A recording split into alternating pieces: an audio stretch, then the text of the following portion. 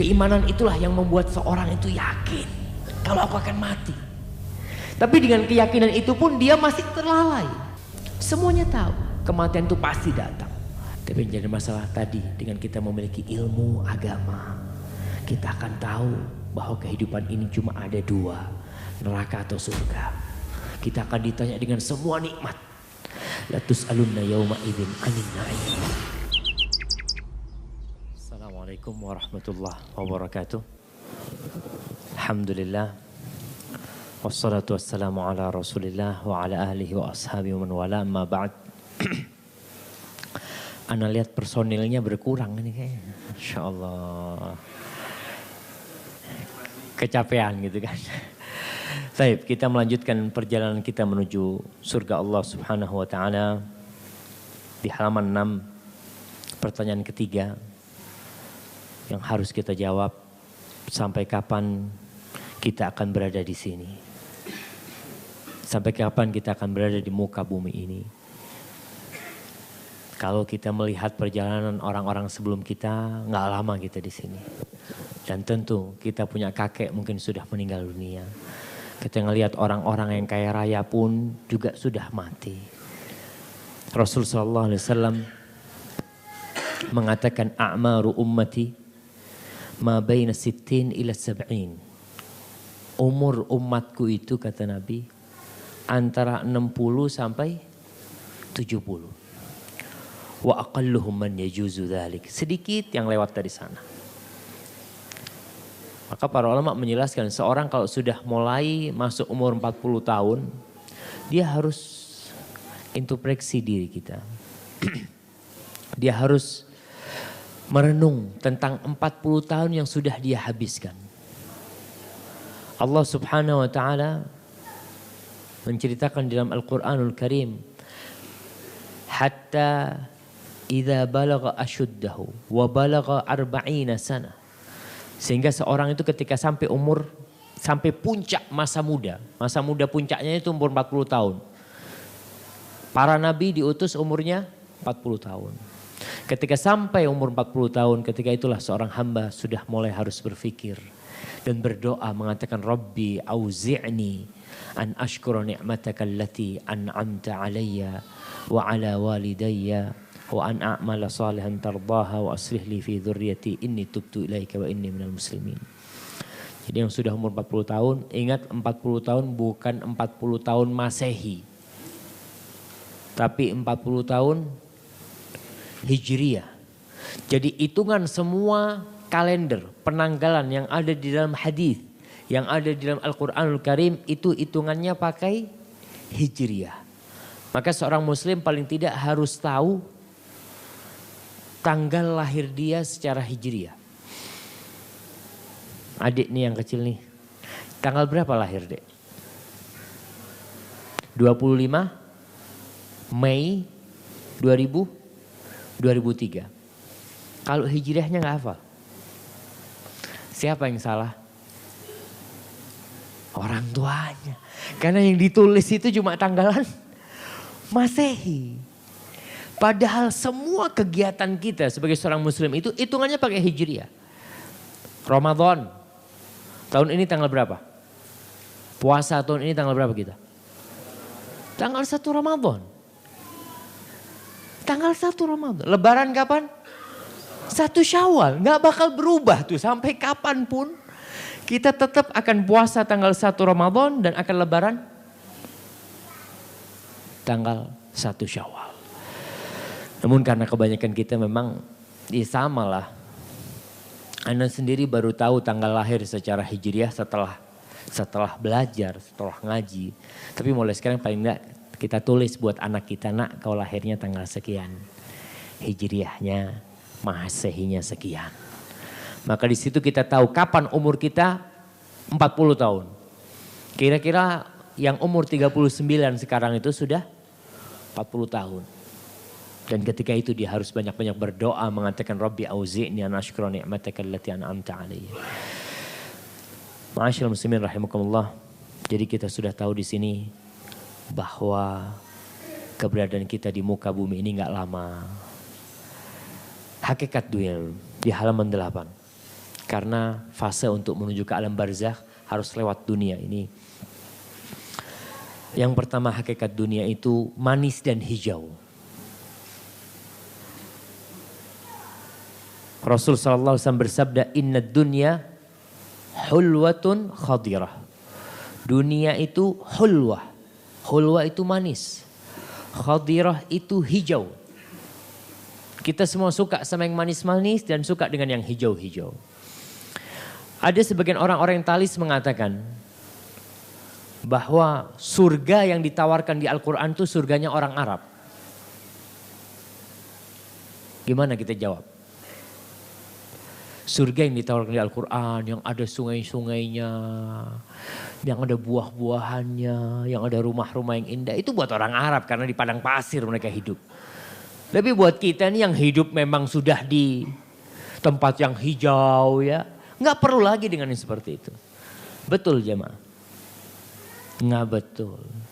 Itu buktinya orang masih suka ke Bogor. Masih suka ke puncak mereka. Padahal hidupnya udah di Indonesia. Mungkin di depan rumahnya udah banyak yang hijau-hijau semuanya. Tetap manusia itu secara fitrahnya suka dengan yang hijau-hijau itu. Suka. Dan dia akan mencari. Walaupun dia hidupnya di tempat yang hijau. Dia tetap menginginkan yang lebih hijau. Buah. Di mana-mana kita bisa beli buah. Tapi lebih indah mana tatkala kita bisa memetik buah itu sendiri. Nggak bisa dibayangin. Kita bisa beli duren mungkin 1 truk. Tapi kita kalau punya 1 pohon di rumah, 1 pohon aja. Dan buahnya ada 1. Masya Allah. Kita bisa metik sendiri itu lebih berbahagia daripada 1 truk tadi. Dan di surga kita bisa memetik sendiri buah-buah itu. Seenak kita. Rasul mengatakan dunia ini manis dan hijau. Wa innallaha mustakhlifukum fih. Allah menjadikan kalian khalifah-khalifah di dalamnya. Menjadikan kalian pemimpin-pemimpin di dalamnya. Fayanzur kaifa ta'malun. Kemudian Allah ingin melihat gimana kalian beramal. Gimana kalian berbuat. Ittaqud dunya wattaqun nisa. Dalam kehidupan dunia ini, kata Rasul SAW, kalian berhati-hati dengan dunia dan berhati-hati dengan wanita. Kita tadi tuh ke tempat golf, Masya Allah ya.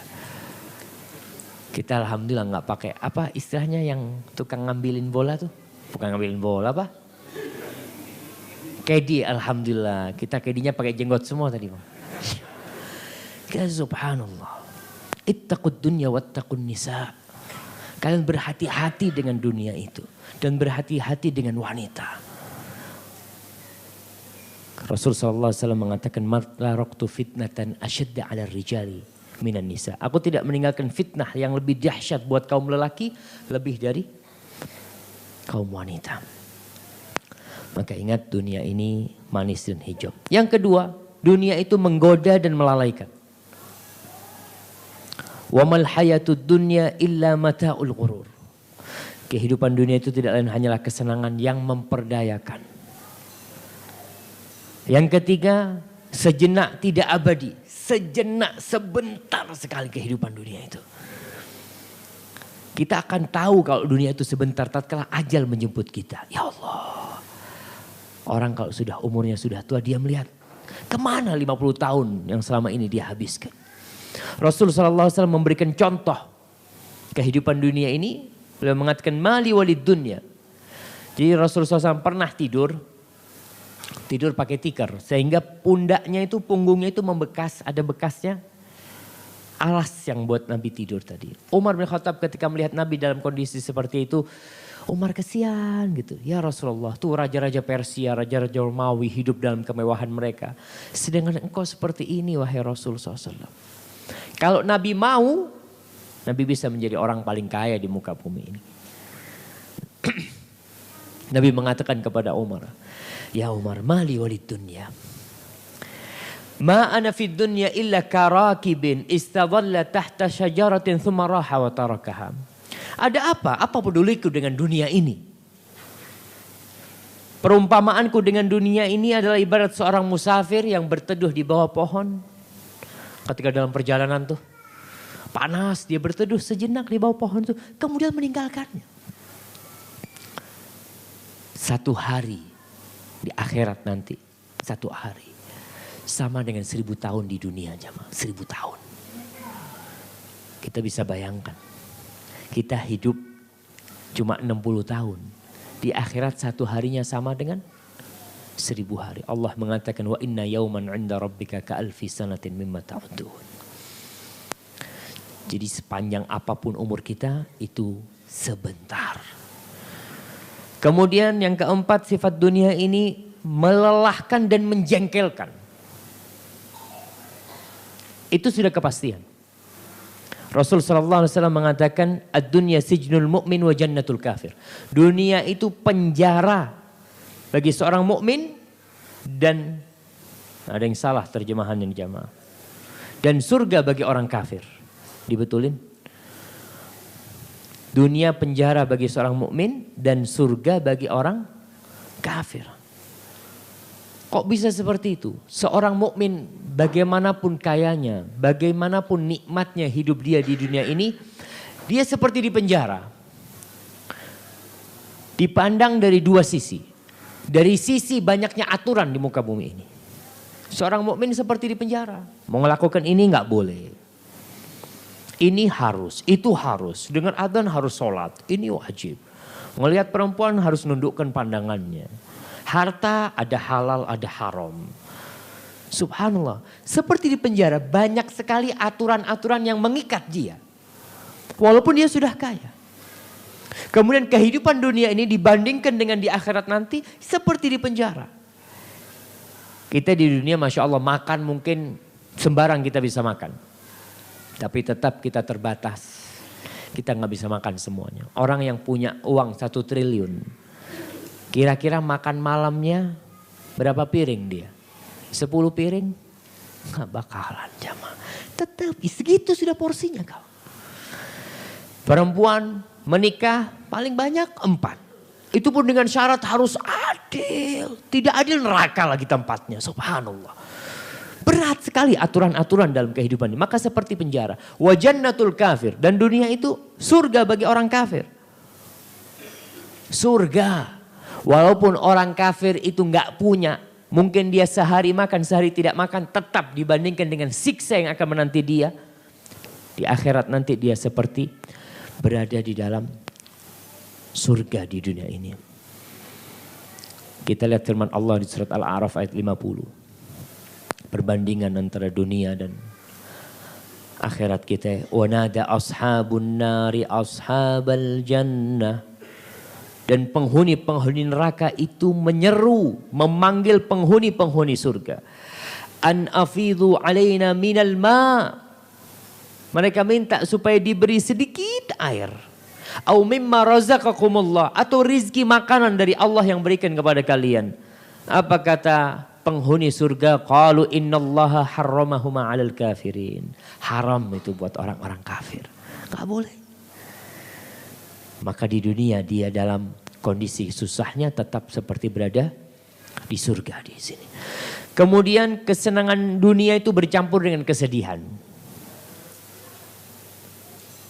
Keenakannya berbalut rasa hambar. Seperti itu. Kita tadi ketawa-ketawa. Mungkin senang-senang, malam bisa nangis kita. Ada yang sakit keluarga kita, ada yang meninggal keluarga kita. Malamnya nangis, paginya ketawa. Paginya ketawa, malamnya nangis. Seperti itu. Jadi tidak ada kebahagiaan dunia yang terus berkesinambungan, gak ada. Gak ada orang yang tertawa terus, gak ada. Kita lihatlah orang-orang tua kita. Mungkin dia dulu masih senang ketika sudah mulai tua. Dia melihat, sudah berubah. Yang cantik menjadi jelek. Ibu-ibu yang begitu memperhatikan kecantikan wajahnya umpamanya harus tahu suatu saat wajah itu akan hilang kecantikannya pasti. Karena itu sudah ketentuan hidup di dunia ini. Akan ada masa tua. Yang kuat gagah perkasa nggak akan terus gagah perkasa. Dia akan sampai titik jadi lemah. Jadi nggak bisa berdiri. Dia mungkin dulu yang gendong cucunya sekarang nggak bisa gendong sudah dia. Mungkin dia yang digendong. Itu kesenangan di dunia. Kemudian dunia dan isinya terkutuk. Supaya kita tahu. Kita ini di dunia ini pada hakikatnya terkutuk semuanya. Terkutuk itu terlaknat bahasa Arabnya. Allah Subhanahu wa taala, Rasul SAW bersabda, "Inna dunya mal'unatun." Dunia itu terlaknat, terkutuk, mal'unun ma fiha, semua yang di dalamnya terkutuk semuanya. Illa dzikrullah wa ma walah wa alimun au muta'allim. Yang enggak terkutuk itu ada 3. Yang pertama, zikrullah, mengingat Allah Subhanahu wa taala.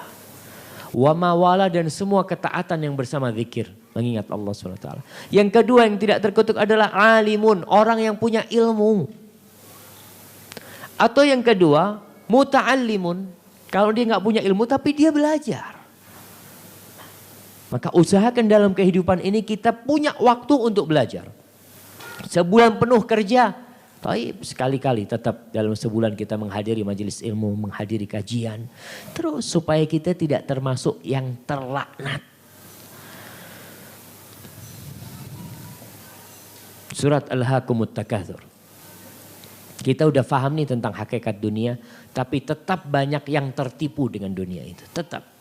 Allah mengatakan Al-Hakumut Takatsur hatta zurtumul maqabir. Kalla sawfa ta'lamun, thumma kalla sawfa ta'lamun, kalla law ta'lamuna ilmal yaqin, la tarawunnal jahim, thumma la tarawunnaha 'ainal yaqin, thumma la tus'alunna yawma idzin 'anin na'im.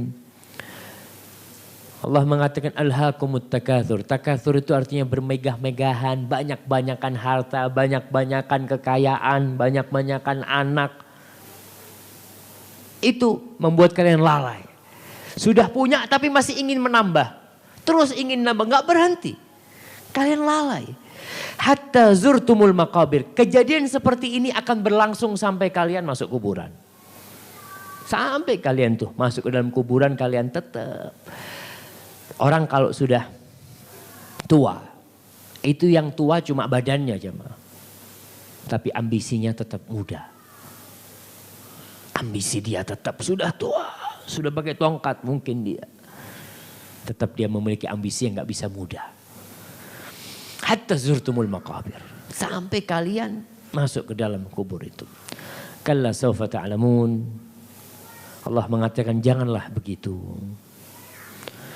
Kelak kamu akan mengetahui akibat perbuatanmu itu. Dan janganlah begitu, kelak kamu akan mengetahui akibat perbuatanmu itu. Janganlah begitu jika kamu mengetahui dengan pengetahuan yang yakin. Niscaya kamu benar-benar akan melihat neraka jahim. Kalau kita, nih masalah keimanan, kita akan bicara masalah keimanan bentar lagi. Keimanan itulah yang membuat seorang itu yakin kalau aku akan mati. Tapi dengan keyakinan itu pun dia masih terlalai. Masih dilalaikan dengan kehidupan dunia. Padahal yakin. Siapa di antara kita yang gak yakin kalau dia bakal mati? Gak ada. Semuanya tahu. Kematian itu pasti datang. Tapi yang jadi masalah tadi. Dengan kita memiliki ilmu agama. Kita akan tahu bahwa kehidupan ini cuma ada 2. Neraka atau surga. Kita akan ditanya dengan semua nikmat. La tus'alunna yawma idzin 'anin na'im. Nabi itu pernah kelaparan. Keluar dari rumahnya dalam kondisi lapar. Berjumpa dengan Abu Bakar Siddiq. Sama gak punya makanan. Berjumpa dengan Umar, sama tuh 3 orang gak punya makanan. Kelaparan semuanya. Datanglah mereka ke rumahnya seorang Ansor. Maka seorang Ansor itu ngambilkan buah kurma. Dikasih. Lalu dipotongin kambing. Jadi antar malam insya Allah makan kambing tuh. Setelah selesai makan, Rasulullah SAW mengatakan kepada mereka, la tus'alunna yawma idzin 'anin na'im. Kalian bakal ditanya sama Allah tentang nikmat-nikmat yang Allah berikan kepada kalian. Kalian keluar dari rumah kalian dalam kondisi lapar, pulang kenyang semuanya kalian. Subhanallah jamaah. Kemudian Qatadah meriwayatkan dari Mutarrif dari ayahnya, ia berkata, aku pernah mendatangi Rasul SAW. Beliau membaca Alhaakumut Takatsur. Kalian dilalaikan dengan bermegah-megahan itu.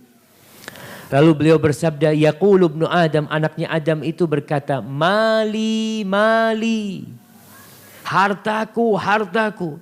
Qala wa hallaka ya ibnu Adam min malika illa ma akalta fa afnait, aw labista fa ablait, aw tasaddaqta fa amdait. Wahai anak Adam, hartamu itu cuma 3.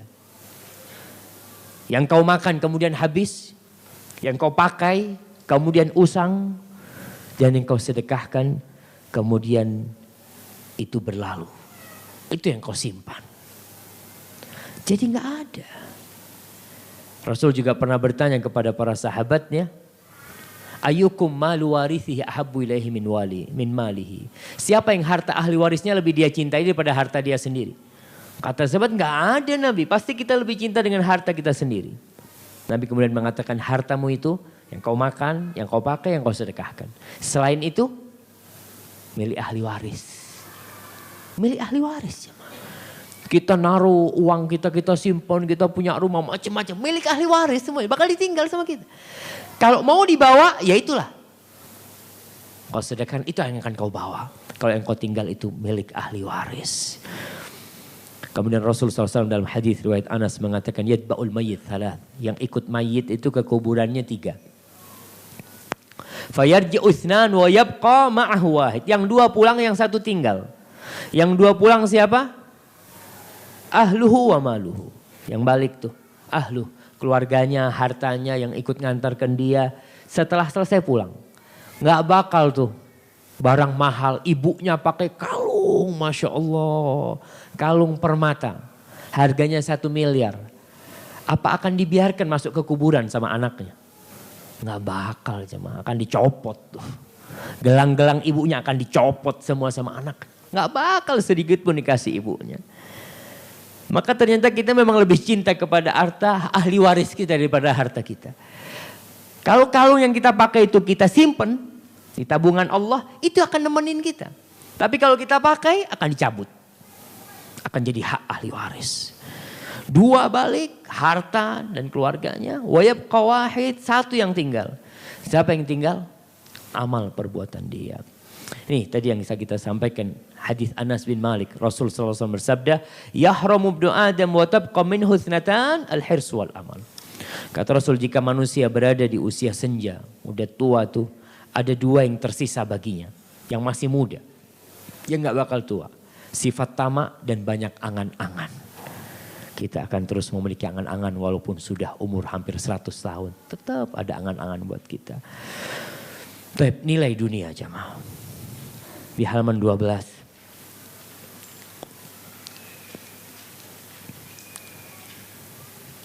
Rasul sallallahu alaihi wasallam bersabda, "Lau kanatid dunya ta'dilu 'inda Allah janaha ba'udah, ma saqa kafiran minha syarbata ma'." Kata Rasul sallallahu alaihi wasallam, seandainya harga dunia ini di sisi Allah sebanding dengan sayap nyamuk, dengan 1 sayap nyamuk ya, tentu Allah tidak akan mau memberi orang kafir walaupun hanya seteguk air. Seteguk air Allah nggak akan kasih buat orang kafir. Kalau dunia ini ada harganya, ada nilainya jamaah. Tapi ternyata kita lihat orang-orang kafir jauh lebih kaya dari orang-orang Islam. Lebih sukses dalam kehidupan ini. Karena memang itu bukan ukuran kecintaan Allah kepada hambanya. Nggak ada harganya dunia ini. Nggak ada nilainya. Nih kita lihat firman Allah Subhanahu wa ta'ala. Nanti di hari kiamat kita akan tahu bahwasanya dunia dan isinya nggak ada artinya. Allah mengatakan innal ladzina kafaru wa matu wa hum kuffar. Sesungguhnya orang-orang yang kafir dan mati dalam kondisi kafir, fala yuqbala min ahadihim, tidak akan diterima dari 1 pun dari mereka, 1 orang pun, mil al-ardi dzahaban walau iftada bih. Kalau dia ingin menebus dirinya, kita di dunia kan enak, kalau kita orang kaya raya masuk penjara tinggal tebus berapa M? 2 M keluar. Kita bisa. Tapi nanti di akhirat kalau kita bawa dunia, bumi ini isinya emas semuanya jamaah. Kemudian kita mau nebus 1 orang, mau nebus dirinya. Nih aku kasih emas sepenuh bumi ini asalkan aku dikeluarkan dari neraka. Ma tuqbila minhum, gak bakal diterima jamaah. Berarti dunia dan isinya gak ada artinya buat Allah. Kita kalau dapat emas sepenuh ini Masya Allah sangat berarti buat kita. Tapi sepenuh bumi ini buat Allah nggak ada artinya. Maka jangan tergoda dengan dunia ini. Kita berusaha untuk melihat bahwa dunia itu bukan ukuran. Orang kafir punya standarisasi itu harta. Allah mengatakan di surat Al-Fajr, "Fa'ammal insan idza mabtalahu rabbuhu fa'akramahu wa na'amahu." Orang itu kalau dihormatin, diberi kemuliaan, dikasih rezeki yang luas, fayaqul rabbi akraman, maka dia akan mengatakan Tuhanku memuliakan aku. Buktinya apa nih? Aku sukses. Aku punya rumah, punya usaha, punya mobil. Ini bukti Tuhan cinta sama aku. Wa amma idza mabtalahu faqadara alaihi rizqahu. Tapi kalau diuji sama Allah dengan kemiskinan, dia akan mengatakan Rabbi ahanan, Allah menghinakan aku. Apa kata Allah? Kalla.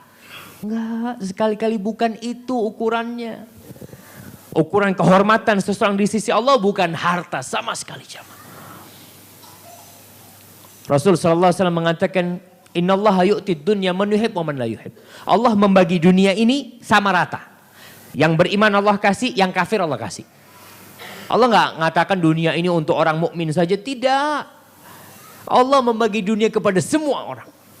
Tapi Rasul mengatakan wala yu'til iman illa man yuhib. Tapi Allah tidak membagi keimanan kecuali kepada orang yang Allah cintai. Jadi ada seorang yang datang kepada Hasan al-Basri. Dia mengatakan, "Wahai Hasan al-Basri, aku nih orang kaya raya. Padahal aku ini banyak berbuat dosa." Dia mengatakan, dia jujur. Apa yang aku inginkan aku dapat. Aku tidak dihalangin dari sedikit pun. Dari apa yang aku inginkan. Dari kenikmatan dunia ini. Ditanya sama Hasan al-Basri, "Hal taqumul lail?" Apakah engkau bisa qiyamul lail? Kau kalau malam bisa tahajud enggak? Kata dia, enggak. Kafak an haramaka min ta'ati. Cukup sebagai kesengsaraan buat engkau. Ketika diharamkan bagi dirimu untuk bermunajat kepada Allah Subhanahu wa taala. Jadi tatkala orang-orang bisa ngomong sama Allah, bisa mengadu kepada Allah, kita nggak bisa. Cukup itu kesengsaraan kita pada hakikatnya. Tatkala kita tidak bisa dekat dengan Allah Subhanahu wa taala, maka ingat dunia itu bukan ukuran. Kita melihat ada orang-orang miskin jauh lebih mulia daripada orang-orang kaya. Anda mau tanya, lebih baik mana? Mukmin yang bersabar, orang fakir yang bersabar, dan orang kaya yang bersyukur. Mana yang jawab? Hah? Siapa yang menjawab? Kok nggak berani jawab nih? Nah, fadhal. Yang sama-sama nih. Sama-sama ketakwaannya. Tapi satu kaya, satu miskin. Kalau jelas yang paling bertakwa jelas tuh. Tapi yang satu kaya, satu miskin. Nah. Kenapa?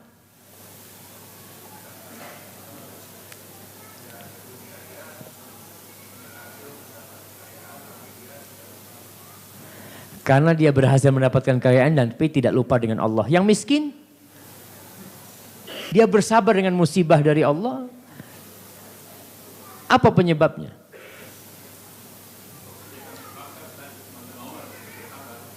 Mau nggak mau harus bersabar. Subhanallah.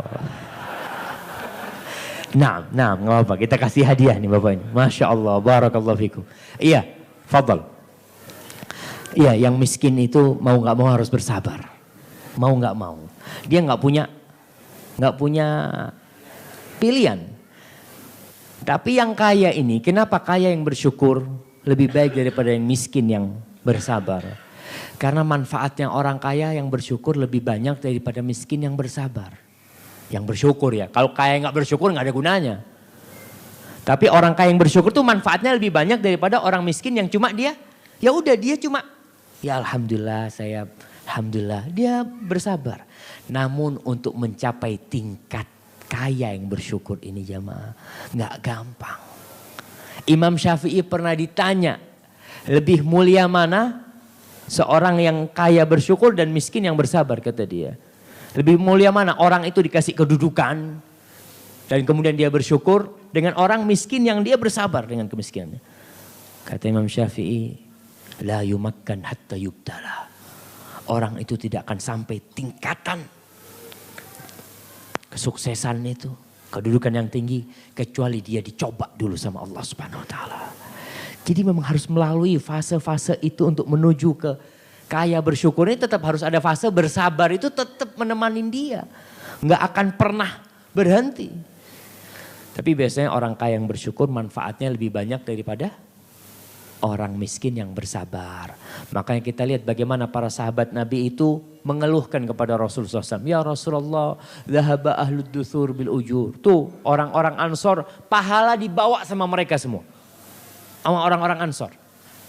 Kenapa? Yusalluna kama nusalli. Mereka sholat seperti kita sholat, sama.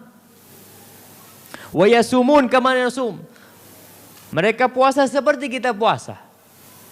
Cuma kelebihan mereka itu wa yatasaddaquna bi fuduli amwalihim. Mereka bisa bersedekah dengan kelebihan harta mereka. Kita yang miskin gak bisa. Apa kata Rasulullah SAW? Udah dia kasih amalan para sahabat. Suruh fi kulli takbiratin sadaqah. Takbirmu itu bernilai sedekah, tahmidmu bernilai sedekah, baca la ilallah bernilai sedekah, tasbih bernilai sedekah gitu kan. Amar ma'ruf bernilai sedekah, sudah. Akhirnya tuh para sahabat muhajirin seneng.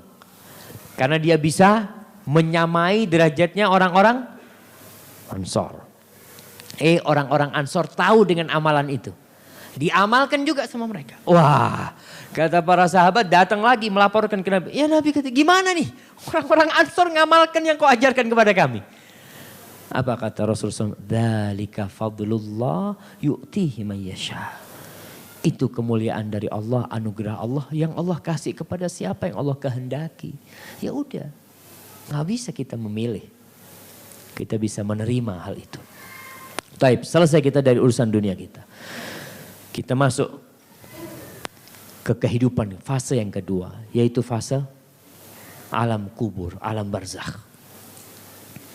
Allah berfirman, kullu nafsin dha'iqatul maut. Semua yang bernafas, semua yang memiliki jiwa akan merasakan kematian, semuanya. Allah mengatakan kepada nabinya, innaka mayyitun wa innahum mayyitun. Innaka Muhammad, engkau akan mati. Dan semua orang juga akan mati. Mati tak pandang bulu. Mati tak kenal waktu. Mukmin dan kafir mati. Kaya dan miskin mati. Tua dan muda mati. Sehat dan sakit mati. Dokter dan apoteker pun mati. Sampai orang Arab mengatakan matal mudawi wal mudawa walladhi jalabad dawa'a walladhi ishtara. Orang yang ngobatin, dokternya mati. Yang diobatin mati. Yang bikin obat mati. Yang jualan obat mati. Padahal subhanallah, orang dikasih obat sama dia sembuh. Dia minum obatnya sendiri mati jemaah. Karena itu realita kehidupan kita ini. Kemudian bila datang saatnya dokter tak dapat berbuat apa-apa. Maka kalau kita ke dokter jamaah, yang pertama harus kita memiliki keyakinan dokter ini gak bisa menyembuhkan saya. Nabi Ibrahim bercerita tentang Rabb dia. Wa idza maritu fahuwa yashfin. Kalau aku sakit dia menyembuhkan aku, bukan siapa-siapa. Walaupun dokternya sudah hebat, tetap dokter nggak bisa menyembuhkan. Dia hanya bisa memberikan obat saja. Maka kalau percaya sama dokter, sudah percaya dia punya keilmuan, tapi dia tetap tidak bisa menyembuhkan. Allah berfirman di surat Al-Qiyamah, kalla idza balagatit taraqiya wa qila man raq wa dhanna annahu al-firaq wal taffatis saqu bis-saq ila rabbika yawma idzinil masaq. Sekali-kali jangan, kata Allah, apabila nafas seorang telah mendesak sampai kerongkongan dan dikatakan kepadanya, siapakah yang dapat menyembuhkanmu? Qila man raq. Raq itu artinya siapa yang bisa meruqyahmu. Dari asal kata ruqyah, ruqyah. Karena orang biasanya diruqyah, salah satu bentuk penyembuhan. Qila man raq, siapa yang dapat menyembuhkanmu? Dan dia yakin bahwa sesungguhnya itulah waktu perpisahan dengan dunia. dan bertaut betis kiri dengan betis kanan. Ketika dicabut nyawa itu jamaah, seperti potongan pedang jamaah, 300 pedang. Rasul menjelaskan seperti itu. Sakit mati itu. Kita kadang-kala melihat orang mati seakan-akan enak banget gitu. Wah, Rasul SAW ketika mau dicabut nyawanya Nabi, itu beliau sampai katanya Ibnu Mas'ud, ya Rasulullah innaka tu'aku wa'kan syadidan. Rasulullah kok sakitnya parah banget. Kita kalau ngelihat orang sakit parah banget, apa yang kita katakan? Oh, jangan-jangan banyak dosanya tuh dia. Masya Allah. Bukan jamaah. Kalau matinya gampang, wah ini langsung surga, belum tentu. Rasul SAW yu'aku wa'kan syadidan. Apa kata Rasulullah? Inni u'aku wa'kar rajulain. Sakitku ini sakitnya 2 orang. Bukan sakitnya 1 orang. Ibnu Mas'ud mengatakan, apakah kau sakit dikasih sakit double ini karena kau mendapatkan pahala double? Naam, kata Rasulullah SAW. Karena al-ajru biqadril masyaqqah. Pahala itu sesuai dengan tingkat kelelahan dan usaha kita. Gak sama jamaah orang yang berangkat ke masjid naik mobil dengan orang yang berangkat ke masjid sambil jalan kaki. Berat dia jalan kaki. Orang yang berangkat haji diberangkatkan orang, ya, dengan orang yang berangkat haji nyelengin dia. Tapi semuanya baik. Tapi tetap Rasulullah SAW adalah orang yang paling besar berat balaknya. Jadi kalau kita melihat ada orang sakit keras mati itu, jangan suudzon sama dia, tapi husnudzon. Karena pada hakikatnya penyakit seorang mukmin itu sebagai penghapusan dosa buat kita. Dan mengangkat derajat kita. Kalau ada orang sakit, kita jangan cuma mengatakan, oh ente kayaknya mau dihapuskan dosanya tuh. Jangan seperti itu aja. Kita katakan Masya Allah, mudah-mudahan jadi penghapus dosa, jadi pengangkat derajat engkau ya. Nabi kalau mendoakan apa? La ba'sa tahurun, insya Allah akan membersihkan tuh. Dan akan mengangkat derajat seorang yang beriman. Tapi kalau kita yang sakit, jangan mengatakan, oh kayaknya derajat anak mau diangkat nih. Ya. Kalau kita ini banyak dosanya, maka kalau kita yang sakit katakan ya Allah, astagfirullah, astagfirullah. Seperti itu seorang mukmin. Kalau orang lain husnudzon. Nggak perlu kita menvonis orang. Kadang kita suka menvonis orang tuh. Ini gara-gara dosanya dia tuh. Jangan. Kalau kita katakan gara-gara dosa anak nih. Seperti itu seorang mukmin hidup dalam kehidupan dunia ini. Yang belum mati ngapain sekarang? Hanya menanti giliran. Akan datang dan tiba saatnya. Rasulullah SAW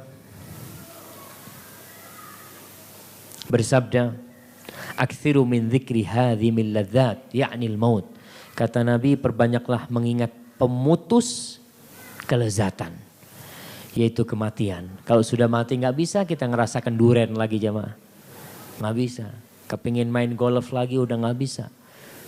Kepingin bercumbu sudah nggak bisa. Sudah habis semuanya. Ketika kematian itu tiba. Ini ada tulisan yang salah. 3 pertanyaan yang harus dijawab. Dicoret ini. Abu Dawud meriwayatkan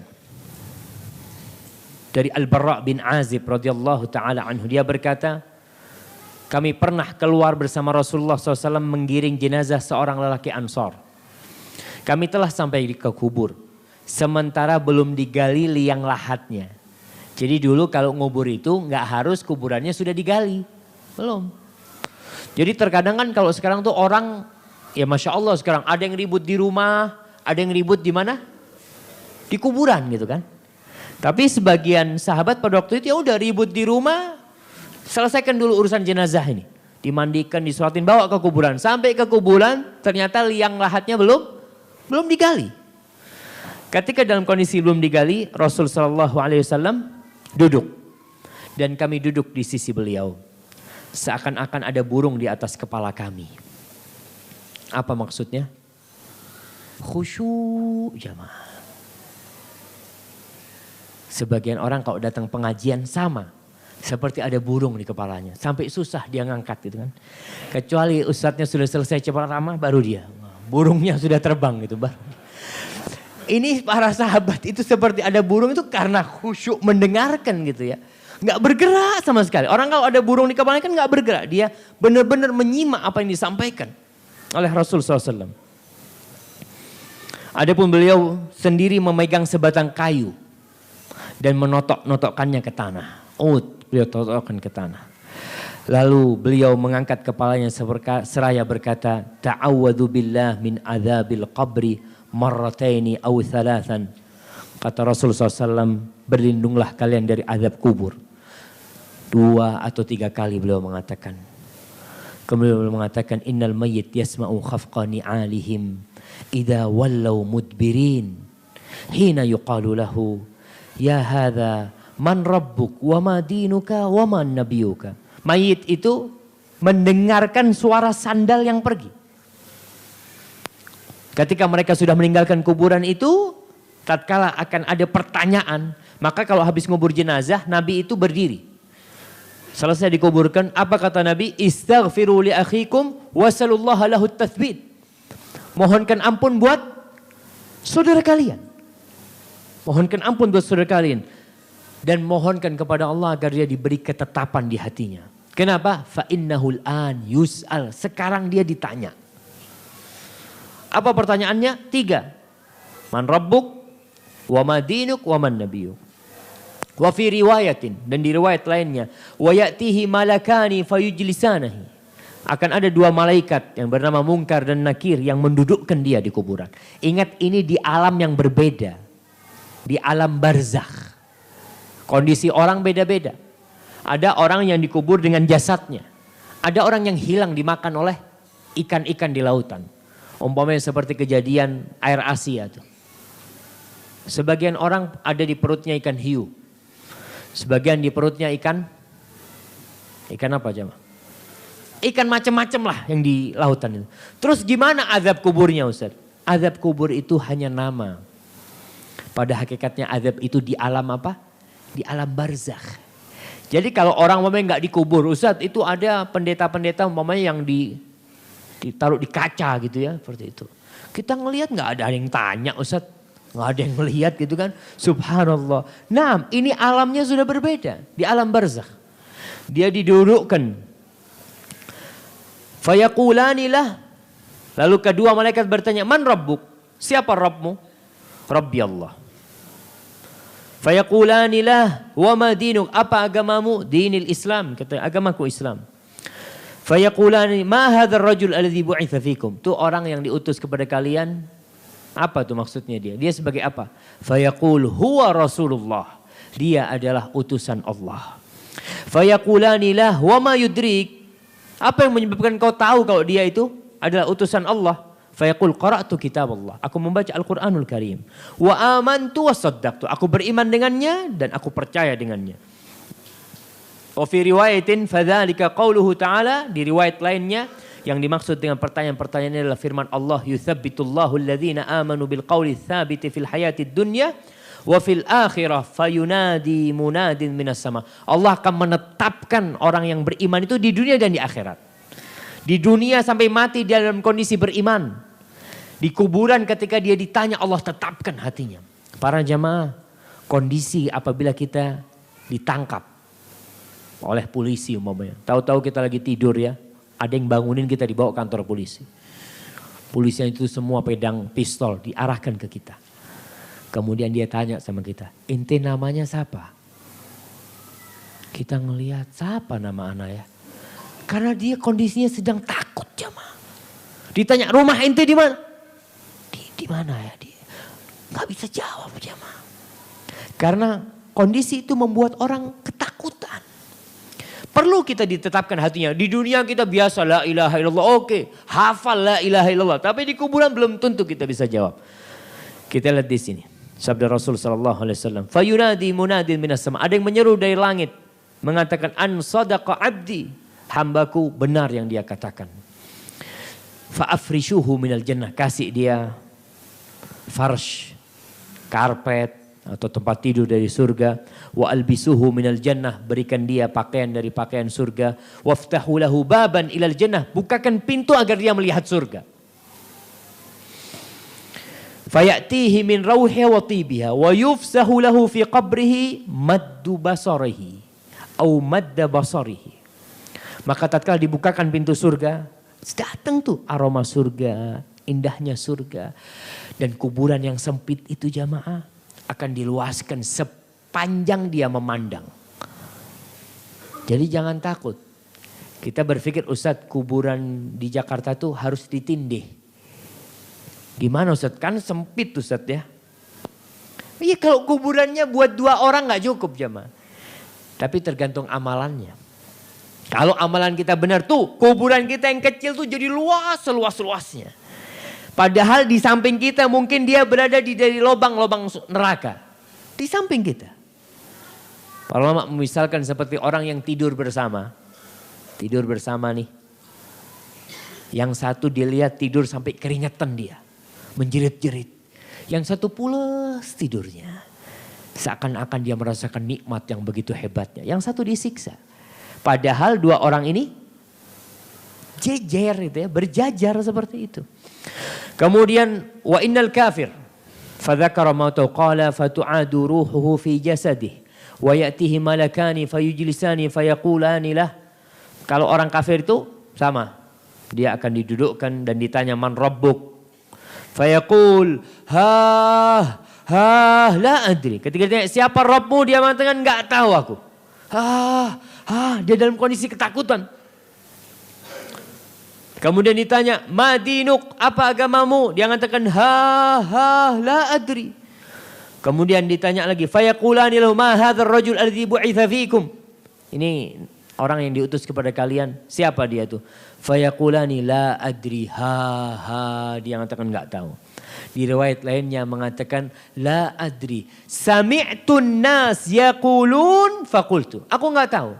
Tapi aku mendengar orang mengatakan Allah, aku ikut ngomong Allah. Aku dengar orang nabinya Muhammad, aku juga mengatakan nabiku Muhammad. Dia enggak tahu. Enggak ada keyakinan di hatinya kecuali sekedar ikut-ikutan. Dan itu yang banyak kita lihat masyarakat orang-orang yang Islamnya hanya ikut-ikutan. Buktinya ketika ada nabi lain ngaku jadi nabi, dia ikut jamaah.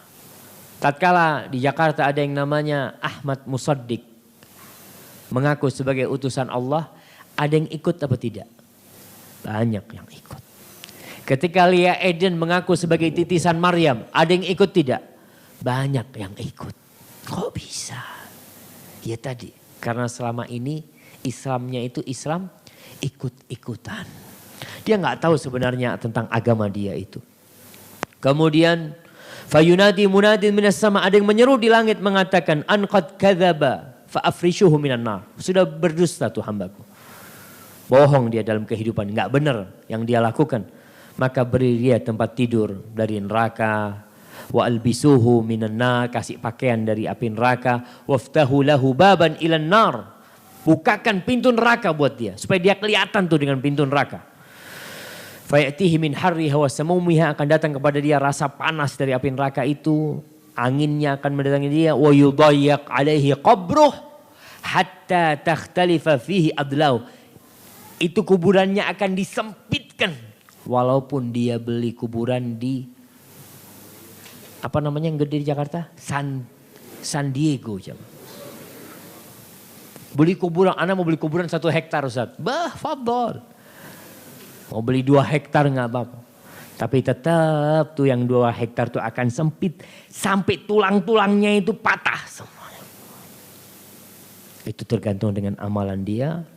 Kemudian zada fi riwayatin thumma yuqbadu lahu a'ma abkam ma'ahu marzabatun min hadid law daraba biha jabalan la sara turaban.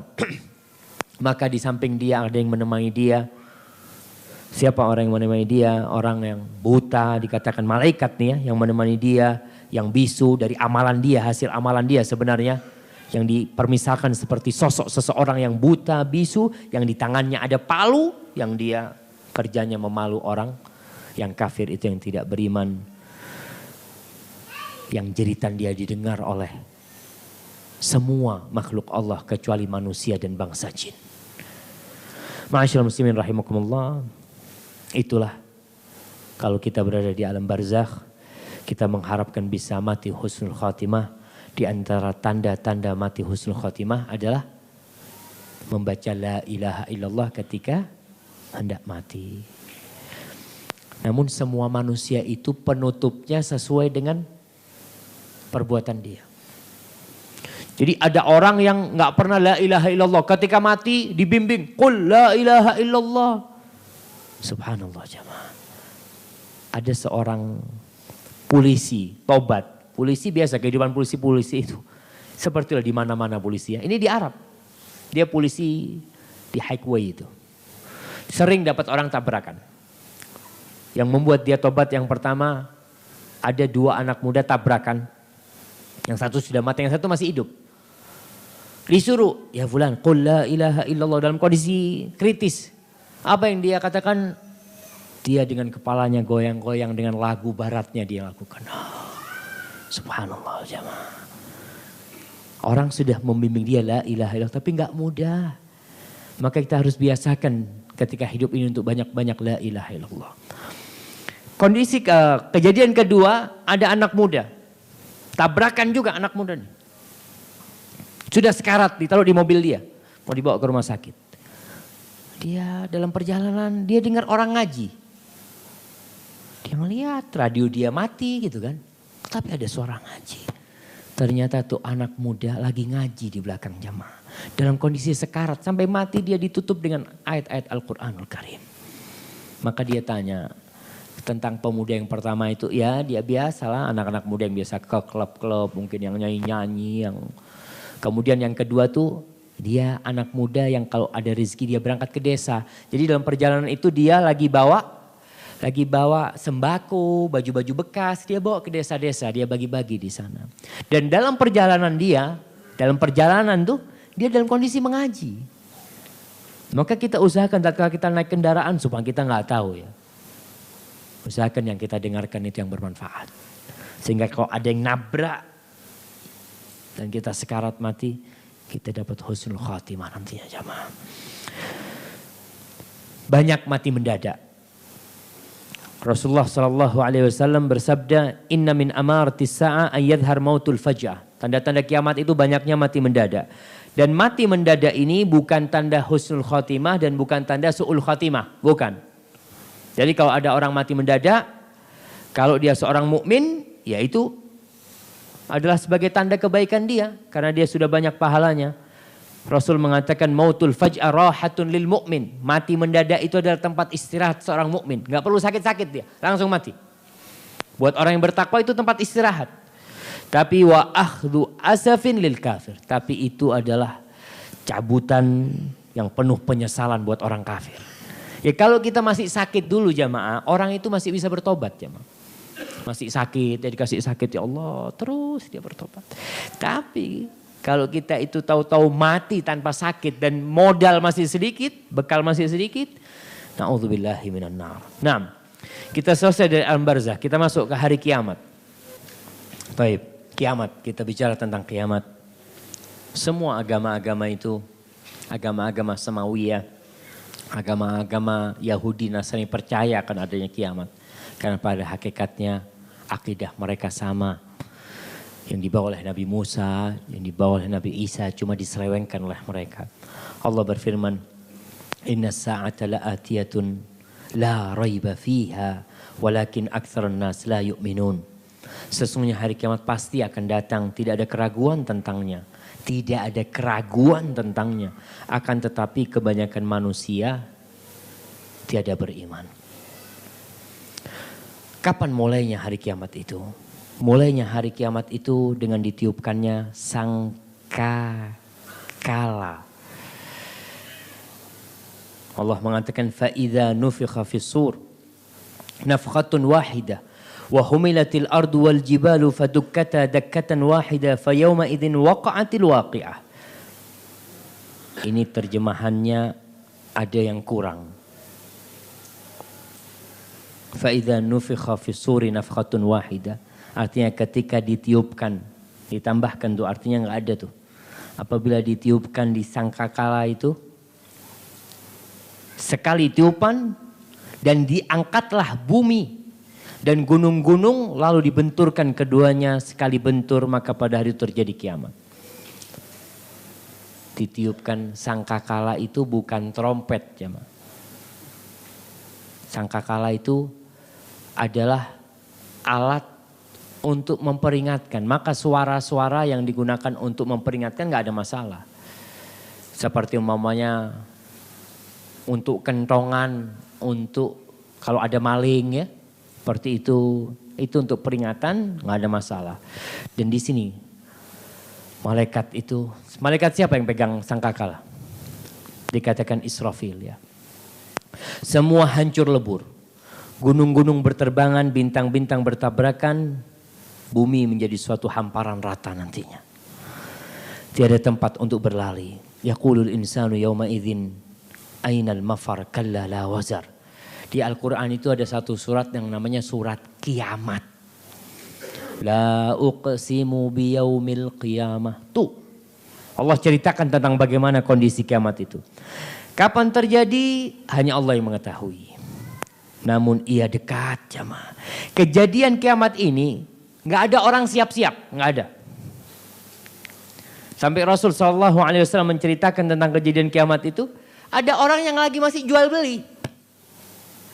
Jadi bukan orang ribut, yang ini lagi jual beli. Dia lemparkan kain berapa harganya, dia mau bayar kiamat.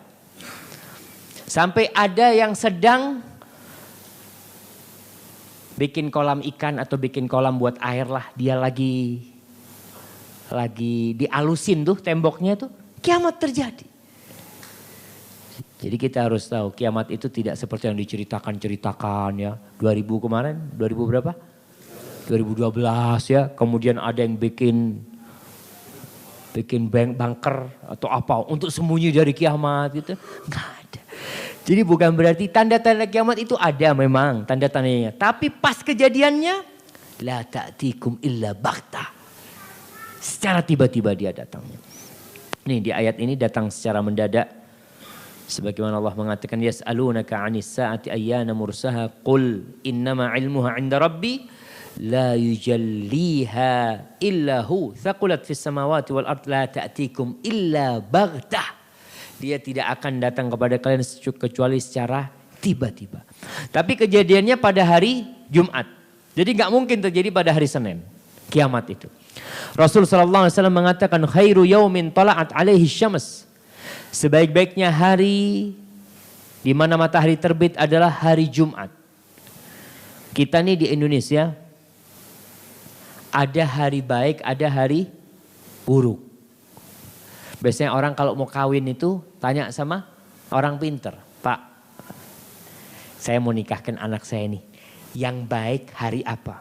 Maka dia mengeluarkan primbon. Ada kitabnya itu memang. Kitab untuk melihat hari baik. Oleh karena itu kalau kita dalam perjalanan biasanya di satu hari yang ada orang nikah. Itu sepanjang jalan tuh ada orang kawin. Kiri kanan itu kawinnya bareng. Karena mereka primbonnya sama. Kitabnya itu sama. Itu hari baik. Dalam Islam semua hari adalah hari baik. Tapi yang paling baik adalah hari Jumat. Nggak ada artinya hari naas. Hari Selasa. Bulan pun seperti itu. Bulan naas itu bulan apa di Indonesia nih? Bulan yang paling mengerikan. Bulan Safar. Makanya di kampung itu ada acara bikin bubur sapar. Masih ingat? Yang di Jakarta mungkin sudah nggak ada. Tapi di kampung masih ada bubur safar itu. Ternyata itu akidah dari masa jahiliyah. Rasul SAW mengatakan la safar. Nggak ada tuh keyakinan buruk dengan bulan safar. Ada sebuah hadis palsu yang menjelaskan Allah itu menurunkan bala pada bulan safar. Jadi bala itu semua diturunkan pada bulan safar. Sehingga orang itu bikin jenang sapar itu untuk menolak bala yang terjadi. Nabi mengatakan la safar, enggak ada keyakinan dengan bulan safar. Nabi mengatakan seperti itu. Tapi ternyata masih ada di masyarakat kita ya memang mungkin ada pengaruh dari tradisi yang sebelum Islam sehingga mereka meyakini bulan safar itu bulan yang menakutkan. Hari sama. Biasanya hari yang naas hari apa? Hari Selasa. Nah, hari Selasa itu Saya masih ingat waktu SD itu, ya namanya anak SD, kita kan akidahnya akidah orang setempat. Kita dulu suka pegang ular. Ular. Kata guru lah, ahlinya pawang ular itu kata dia jangan pegang ular hari Selasa. Jangan seperti itu. Kita subhanallah, nggak percaya lah anak muda. Anak pegang ular, subhanallah. Yang digigit itu bukan tangan anak, kuping digigit sama ular. Anak, iya hari Selasa ngomong. Itu keyakinan bisa jadi masalah, khurafat akhirnya. Enggak ada keyakinan seperti itu. Hari Selasa sama dengan hari yang lainnya. Di Yaman ada seorang pemuda yang ingin membantah tentang keyakinan orang terhadap keyakinan dengan satu hari. Hari Selasa atau hari apa di sana itu. Mereka keyakinan kalau hari itu nggak boleh keluar kota. Kalau keluar kota dapat musibah. Akhirnya dia nih berangkat. Berangkat subhanallah jamaah. Jatuh dari kendaraannya. Kata orang kampung, lihat. Udah dikasih tahu ente nggak boleh berangkat hari Selasa. Nggak, anak mau berangkat. Minggu depan setelah sehat kakinya berangkat lagi. Jatuh lagi jamaah. Kata dia, anak nggak percaya. Karena semua hari itu hari baik. Minggu ketiga dia berangkat selamat. Dia mengatakan, no. Nggak ada apa-apa hari Selasa itu. Karena memang setan tuh berusaha untuk menanamkan keyakinan di hati kita. Dan dia mengganggu kita. Sehingga kita meyakini sesuatu yang Allah tidak bikin. Maka hari yang terbaik adalah hari Jumat. Fihi khuliqa Adam. Nabi Adam diciptakan pada hari Jumat. Wa fihi udkhilal jannah. Pada hari Jumat dimasukkan ke dalam surga. Wa fihi ukhrija minha. Pada hari Jumat diturunkan dari surga. Wala taqumus sa'a illa fi yaumil jum'ah. Kiamat tidak akan berdiri kecuali pada hari Jumat. Maka banyak-banyak sholawat kalau pada hari Jumat itu. Di Indonesia hari Jumat dijadikan hari yang mengerikan. Itulah film-film horor stylenya hari apa? Jumat. Jumat manis, Jumat Kliwon. Kemudian bahkan di barat pun mereka meyakini hari Jumat. Apa? Friday itu kan. Mereka pokoknya hari Jumat hari menakutkan. Ini bertentangan dengan Islam. Hari Jumat adalah hari yang paling dicintai Allah Subhanahu wa taala. Kita dibikin lebih mencintai hari Ahad daripada hari Jumat. Kita kalau hari Jumat nggak boleh keluar. Jangan keluar. Banyak setan berkeliaran. Subhanallah. Kalau lewat kuburan pas malam Jumat, wah. Kalau malam Minggu nggak takut. Kalau malam Jumat takut jemaah. Ini termasuk propaganda yang nggak benar ya. Seharusnya kita tidak takut. Pasca kiamat, kita berbicara setelah terjadinya kiamat sekarang. Ada kebangkitan. Berbicara hari kebangkitan ini jamaah. Hari kebangkitan itulah yang memotivasi kita beramal. Contoh, kenapa ada seorang pegawai yang terus bekerja. Dari tanggal 2 dia masuk ke tempat kerja. Sampai tanggal 10 nggak digaji. Sampai tanggal 20 nggak digaji. Sampai tanggal 25 nggak digaji. Tapi kenapa dia terus bekerja? Kenapa? Karena dia beriman. Nanti tanggal 1 dapat gaji. Kita seorang mukmin juga seperti itu. Kenapa ente kok sholat sih? Dapat apa ente sholat? Haji, ente sedekah dapat apa? Ente sedekah kata dia. Itulah perbedaan kita dengan orang-orang non muslim. Orang beriman itu yu'minuna bil ghaib. Mereka beriman dengan yang gaib. Salah satu yang gaib adalah hari akhir. Kita beriman bahwasanya kita akan dikembalikan kepada Allah Subhanahu wa taala. Itu yang memotivasi kita beramal ya. Kenapa kita mau datang ke tempat ini? Kenapa kita mau capek-capek berhaji? Orang-orang lagi tamasya, kita capek-capek berhaji. Haji itu nggak nyaman jemaah. Sampai ada seorang paman dia mengatakan, "Siapa bilang haji itu enak? Haji itu latihan perang." Betul. Dalam kondisi haji itu orang kadang kala tendanya nggak ada AC-nya, mobilnya mogok, makanan nggak datang, perjalanan ngelempar jumroh capek. Tapi kenapa kok dilakonin sama orang? Kok dikerjakan sama orang? Kok dia mau melakukan itu? Hartanya dikeluarkan, padahal kalau berpikir untuk modal kerja, Masya Allah. Bagi haji plus. Kalau untuk nambahin modal tuh, Allahu Akbar. Tapi kenapa dia berangkat? Karena dia beriman dengan hari akhir. Maka Rasulullah SAW sering mengingatkan, man kana yu'minu billahi wal yaumil akhir. Barang siapa yang beriman kepada Allah dan hari akhir, hendaklah menyambung rahimnya. Jadi menyambung rahim itu karena apa? Karena iman dengan hari akhir. Kita jamaah kalau menyambung rahim karena ingin dibalas, yang ada sengsara. Banyak orang, Ustadz, ana nih sudah berbuat baik sama kerabat anak, tapi dia tetap mencuekin anak. Tanyakan kepada dia, kau berbuat itu untuk kerabatmu atau untuk Allah? Kalau kau beriman dengan hari akhir, aman. Jadi nggak ada ruginya kita beramal. Kita mau ngasih nggak ada ruginya. Dia mau terima kasih nggak terima kasih, kita nggak ada ruginya. Karena kita beriman dengan hari akhir. Proses pembangkitan, gimana orang itu dibangkitkan? Yang tak hancur dari tubuh manusia. Rasul sallallahu alaihi wasallam mengatakan, "Walaysa minal mu'min syai'un illa yabla, illa 'azman wahidan wa huwa ajbud danab. Wa minhu yurakkabul khalqu yaumal qiyamah." Kata Rasul SAW, tidaklah ada organ manusia kecuali hancur lebur, kecuali satu tulang saja. Yaitu pangkal tulang ekornya. Pangkal tulang ekornya yang ujungnya. Darinya lah kelak pada hari kiamat seluruh manusia akan dihidupkan kembali. Dari situ.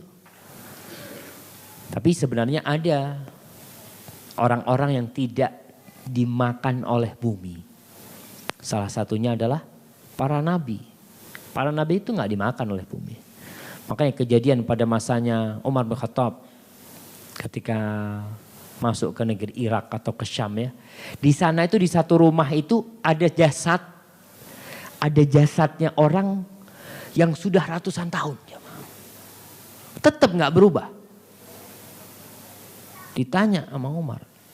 Siapa tuh? Katanya orang-orang tuh Nabi Daniel katanya. Nabinya Bani Israel. Jadi mereka kalau lagi nggak turun hujan tuh jasadnya dikeluarin tuh. Untuk cari berkah. Akhirnya Umar bin Khattab menyuruh para sahabatnya untuk menggali 13 kuburan.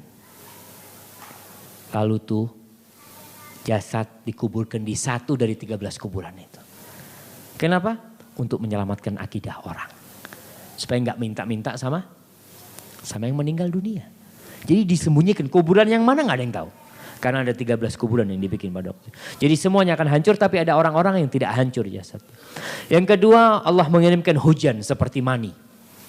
Hujan seperti air lendir. Thumma yunzilullahu mataran ka'annahu tal awidhil syakrawi fatanbutu minhu ajsadun nas. Kemudian Allah menurunkan hujan seperti gerimis atau naungan.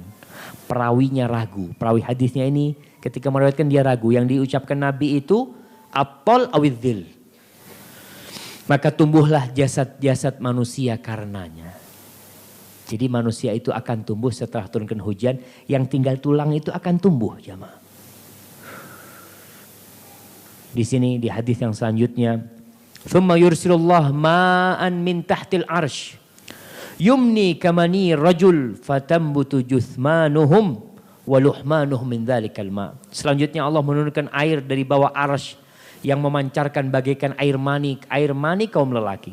Sehingga tumbuh dan daging manusia tumbuh kembali berkat siraman air itu. Dalam riwayat Al-Baihaqi 40 hari hujan itu turun. Sehingga jasad manusia itu kembali ke asalnya. Ini adalah proses. Padahal Allah bisa menciptakan tanpa proses. Allah tinggal ngomong kun, selesai. Tapi agar kita belajar bahwa semua itu harus ada proses dalam kehidupan ini jamaah.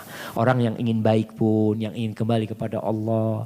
Kita lihat anak-anak ya dari lahir belum bisa jalan, merangkak, terus berdiri, terus jalan, terus seperti itu. Itu proses yang Allah ajarkan kepada kita. Kemudian thumma yaqumu malakun bisuri bainas sama' wal ard fayanfukhu fi. Setelah selesai itu, setelah selesai hujan 40 hari disebutkan. Manusia di dalam kuburnya itu sudah kembali tubuhnya. Seperti sedia kala. Baru setelah itu malaikat Israel meniupkan sangkakala yang kedua. Untuk mengembalikan ruh Dikatakan ruh itu berterbangan untuk mencari jasadnya. Mereka masuk kepada jasad-jasad mereka. Sangkakala kedua ditiup, tsumma nufikha fihi ukhra fa idahum qiyamun yanzurun. Ketika ditiupkan yang kedua, orang sudah langsung bangun semuanya dari kuburnya. Ruh-ruh kembali kepada jasad mereka sebagaimana yang baru saja kita jelaskan. Barakallahu fikum. Jam berapa jamaah?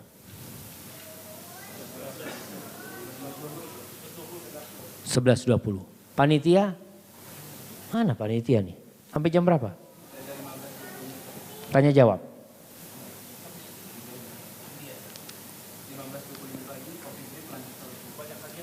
Oke, kita mau bagi-bagi hadiah, Masya Allah.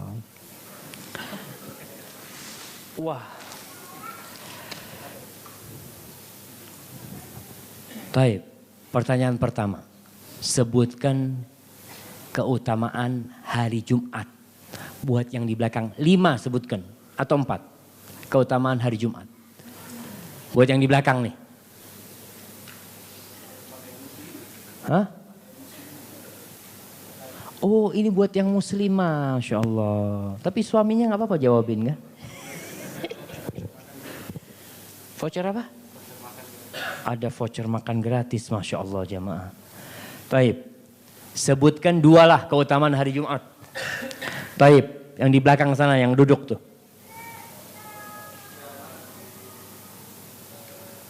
Kiamat hari Jumat. Siap. Yang kedua?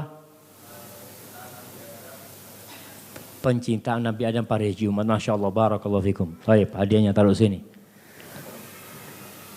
Baik, gratis makan untuk 2 orang. Masya Allah. Baik, tambahan. Sebutkan keutamaan hari Jumat selain yang disebutkan tadi. Mana jemaah? Fadhal. Matahari terbit hari Jumat. Wow.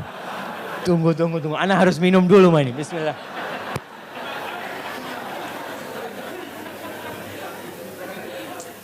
Gimana bang? Ana salah dengar kayaknya. Matahari terbit hari Jumat. Bukan, jadi maksudnya hadis itu sebaik-baiknya hari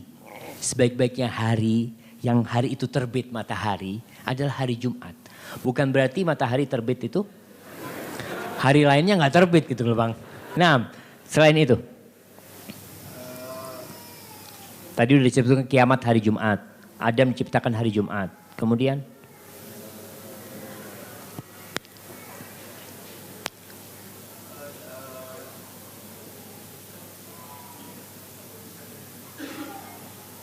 apa tuh? Pas. Adam dimasukkan surga hari Jumat. Hari Jumat, Masya Allah, barakallahu fikum bang ya. Mau yang mana hadiahnya bang? Yang mana aja, oke. Qanaah, orang nerima gitu, Masya Allah, barakallahu fikum. Gak milih-milih ya bang. Taib. Sebutkan 5 amalan hari Jumat. Ya, yang paling akhir. Berdiri itu. Baca surat Al-Kahfi. Potong kuku. Mandi besar. Cukur bulu kemaluan. Cukur kumis. Gak harus hari Jumat itu. Tapi apa? Kita kasih hadiah. Masya Allah, ini kayaknya buat antum nih, kaos nih. Taib. Yang selanjutnya.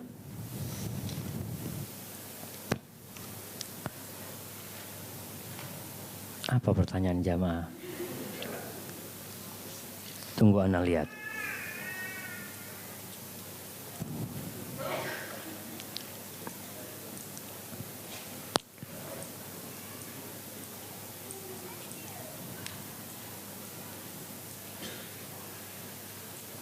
Sebutkan nilai dunia di sisi Allah Subhanahu wa taala. Seperti apa sih? Tidak lebih dari selembar sayap nyamuk. Buktinya apa? Bukti, bukan dalil. Anda mau bukti. Kalau memang ternyata dunia ini di sisi Allah itu tidak lebih dari sayap nyamuk. Buktinya apa?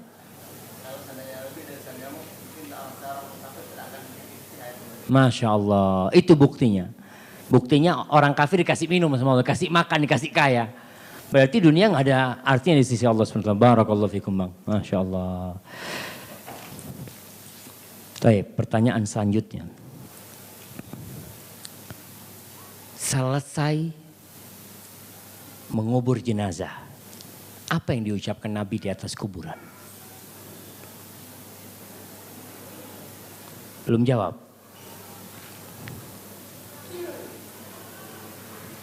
Apa? Banyaklah mengingat kematian. Terus?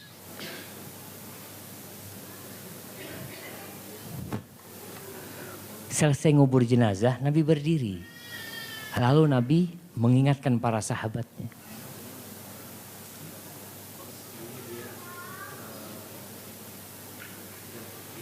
Sesungguhnya dia sedang ditanya, minta ampunkanlah untuk dia dan mohonkan agar dia diberi ketetapan. Nah, Masya Allah, anak kasih makan lagi nih bang, Masya Allah. Baik, ada yang mau bertanya? Yang bertanya kita kasih hadiah.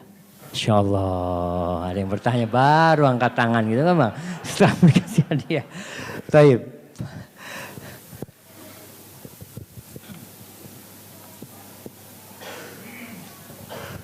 Syukran Ustaz.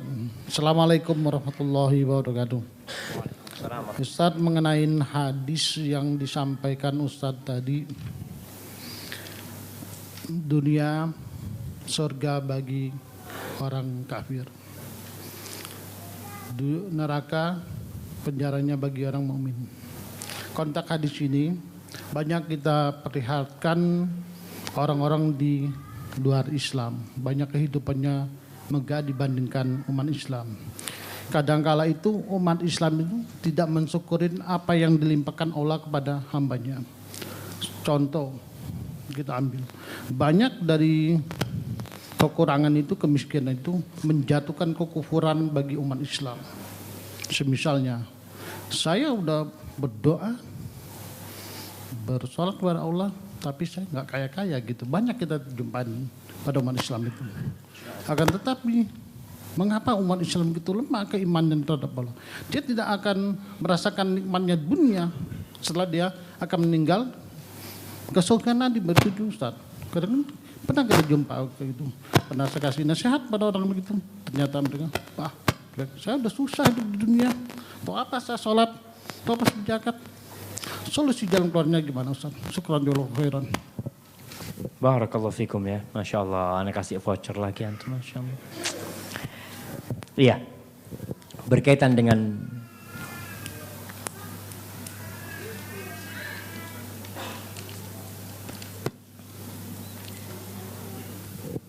tadi sebagai umat Islam yang tidak bersyukur di dunia ini. Yang pertama jamaah, umat Islam itu harus kaya. Tapi kekayaan itu untuk akhirat. Kenapa? Allah berfirman, wa'iddu lahum mastata'tum min quwwatin wa min ribatil khail. Persiapkan kalian untuk menghadapi mereka, musuh-musuh kalian itu kekuatan. Kekuatan apa? Semua kekuatan. Dari kekuatan keimanan yang pertama, kekuatan ekonomi kita ya. Jadi kita harapkan orang-orang Islam itu menjadi orang-orang yang ekonominya kuat. Karena perang yang terjadi itu kadangkala dimulai dengan perang ekonomi. Kita bisa bikin senjata apa tidak? Nggak bisa. Kita bisa beli senjata? Nggak bisa kalau nggak punya duit. Semuanya harus pakai duit. Namun kekayaan seorang muslim itu untuk akhirat dia. Dan Nabi pernah mengatakan, wallahi mal faqra akhsha alaikum. Demi Allah aku nggak takut kalian ditimpa kemiskinan, kefakiran. Nggak takut aku. Wa innama akhsha an tubsatu alaikumud dunya. Yang aku takutkan itu sebaliknya. Dibukakan pintu dunia bagi kalian. Fatanafasuha kama tanafasuha. Lalu kalian berlomba-lomba mengumpulkan dunia itu. Sebagaimana orang-orang sebelum kalian berlomba-lomba mengumpulkan dunia. Fa'ahlakatkum kama ahlakatkum.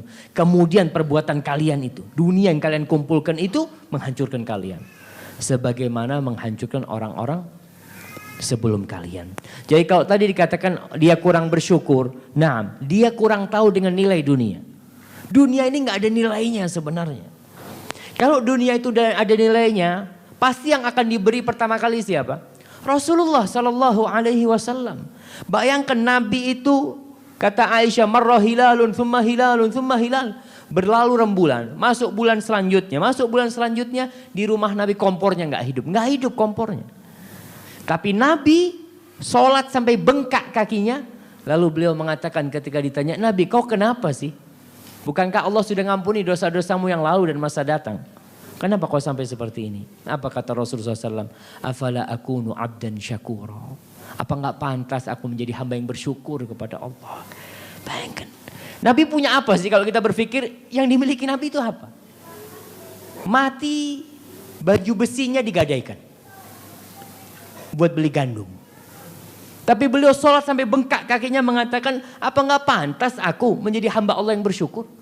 Dalam kondisi seperti itu beliau, karena beliau benar-benar mengetahui nikmat Allah itu bukan hanya duit. Jadi sebagian orang Islam itu berpikir nikmat itu cuma fulus, cuma makan, mobil, motor. Enggak, nikmat yang lebih besar adalah tatkala seorang mengenal Allah Subhanahu wa taala. Jadi solusinya memang mengenalkan kepada dia, kepada saudara-saudara kita bahwa nikmat Allah itu bukan hanya harta. Adapun hadis yang berkaitan dengan kadal faqru an yakuna kufran.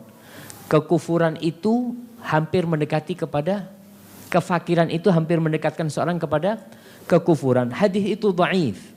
Hadis itu termasuk hadis yang lemah, namun bukan berarti orang Islam itu harus miskin, tidak. Biasanya kalau orang miskin beriman sama orang kaya beriman, orang miskin beriman itu akan dekat sama Allah. Karena dia gak punya apa-apa. Antum ketika gak punya duit, Masya Allah, sebelum azan ada di masjid. Sebelum azan ini udah ke masjid, Masya Allah. Karena apa? Gak ada kerjaan gitu loh. Bismillah udah ke masjid. Tapi ketika udah kaya raya, udah komat, baru jalan. Karena kondisinya sudah berbeda. Wallahu a'lam bishawab ya. Mungkin itu yang Anda pahami dari pertanyaan. Jadi hanya di situ. Pokoknya yang tanya kita kasih hadiah. Dapat nih pertanyaan ibu-ibu nih. Assalamualaikum Ustaz, Anda mau tanya. Dikatakan bahwa yang tinggal dari manusia hanya satu ruas tulang ekornya. Apakah ini diartikan secara harfiah sedangkan orang-orang yang meninggal dan dikeramasi sudah jagadnya sudah menjadi debu? Nah, tetap Allah itu akan menciptakan dari satu atom tubuh dia. Itu tetap akan ada. Walaupun dia sudah dihancurin jadi debu, itu akan tetap ada tuh. Yang dari situ akan diciptakan dia nantinya. Walaupun dia sudah dihancurin, yang itu tidak akan hilang, tidak akan sirna jemaah. Dia tetap akan ada sampai kapan? Sampai hari kiamat. Kalau yang lainnya kan hilang. Tapi ada satu tadi yang disebutkan ajwud danab itu yang akan tetap ada.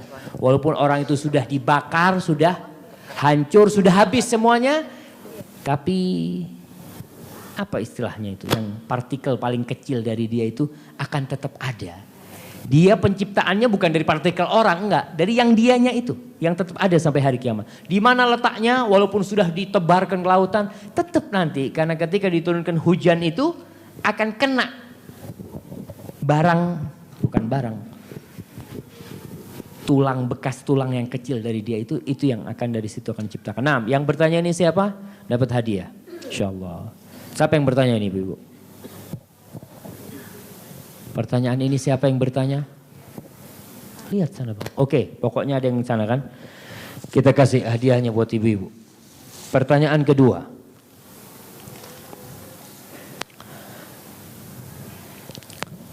Assalamualaikum Ustaz, apakah hobi motor besar termasuk bermegah-megahan? Minta nasihatnya Ustaz. Syukron, insyaallah. Jadi sebenarnya seorang itu dikatakan bermegah-megahan ketika dia lupa dengan akhirat dia.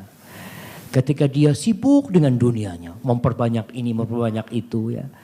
Jadi kalau punya motor besar, punya 5 motor besar, 1 dipakai di padang mahsyar nanti. Sedekahkan, nih anak mau pakai nih padang mahsyar nanti. Karena apa yang kita sedekahkan akan kita dapatin nanti tuh di mana? timbangan kita akan ada nanti di sana. Memang kita digiring. Ketika kepada mahsyar nanti kita akan lihat bahwasanya ada orang yang naik kendaraan, ada orang yang jalan kaki ke sana. Sesuai dengan amalannya orang itu di sana. Jadi kalau dikatakan hobi motor besar itu jangan sampai lupa akhirat, nggak masalah. Jangan sampai kita mungkin yang akan bisa dipermasalahkan berteman dengan siapa dia di sana. Karena orang kalau punya duit, ada seorang teman di Kalimantan dapat cerita saya, penghasilan dia tiap hari itu 1 miliar jemaah. Tiap hari. Masa Bang anaknya? Iya. Dulu saya dengar 500 juta. Waktu di Madinah ada seorang jemaah haji dia ngomong ayah dia punya pelabuhan. Di Kalimantan dia ngomong penghasilan ayah anak Ustaz tiap hari 500 juta. Makanya anak dulu berpikir ada orang beli jam 1 miliar. Masya Allah kata dia. Kita sampai mati nggak sampai tuh beli jam 1 miliar tuh. Tapi orang ini 2 hari beli jam. Orang sehari 500 juta jemaah. Jadi buat dia itu hal yang sangat cuma butuh 2 hari Ustaz Anda beli jam itu 2 miliar itu. Tapi usahakan jangan sampai melupakan kepada hak-hak Allah Subhanahu wa taala karena Allah mengatakan wabtaghi fi ma atakallahu ad-darul akhirah wa la tansa nasibaka minad dunya. Kau jangan lupa kata Allah, carilah dengan apa yang Allah berikan kepadamu itu akhiratmu yang kau cari. Dan kau jangan lupa dengan bagianmu di dunia. Kita butuh ongkos, itu yang kita butuhkan. Jadi usahakan jangan sampai yang kita tinggal itu lebih banyak daripada yang kita bawa. Jangan sampai yang kita tinggal itu lebih banyak daripada yang kita bawa. Seharusnya kita berbekal itu yang paling banyak lah. Perjalanan ini panjang nih menuju ke pintu surga ini panjang banget. Kalau bekalnya sedikit bisa habis. Jadi kalau dikatakan tadi, kalau memang dia orang memiliki dan dia tetap, anak takut anak punya, oh enggak. Jadi kalau dia memang memiliki hal itu, kalau dulu tuh orang beli kuda-kuda yang bagus, ya beli onta-onta, pacu juga, nggak masalah yang seperti itu. Tapi jangan sampai lupa dengan akhiratnya dia. Karena biasanya tadi yang Allah katakan alhaakumut takatsur hatta zurtumul maqabir. Kalian terus sibuk dengan itu sampai mati sibuk dengan itu. Itu yang bermasalah akhirnya. Ketika itu melalaikan kita. Ini yang bertanya dapat hadiah nanti. Assalamualaikum Ustaz, dalam menuntut ilmu apa yang harus terlebih dahulu dipelajari mengingat usia yang sudah di atas 40 tahun. Berdasarkan hadis Anas bin Malik tentang sifat tamak dan banyak angan-angan, apakah banyak angan-angan itu datangnya dari setan? Apakah benar merutinkan bacaan surat Tabarok terhindar dari azab kubur? Masya Allah, 3 pertanyaan ini jemaah. Taib. Yang pertama, berkaitan dengan menuntut ilmu setelah umur 40 tahun, jelas yang harus dipelajari adalah tentang keimanan dia. Tentang 3 pertanyaan di kuburan tadi. Man Rabbuk, siapa Rabbmu? Kita harus belajar mengenali Allah Subhanahu wa taala, mengenali nabi kita, mengenali agama kita ya. Jadi masalah yang utama adalah masalah syahadat kita, asyhadu an la ilaha illallah wa asyhadu anna Muhammad Rasulullah. Itu yang perlu kita pelajari. Pelan-pelan tuh kita pelajari itu, nanti naik lagi kita belajar bagaimana sholat yang benar ya.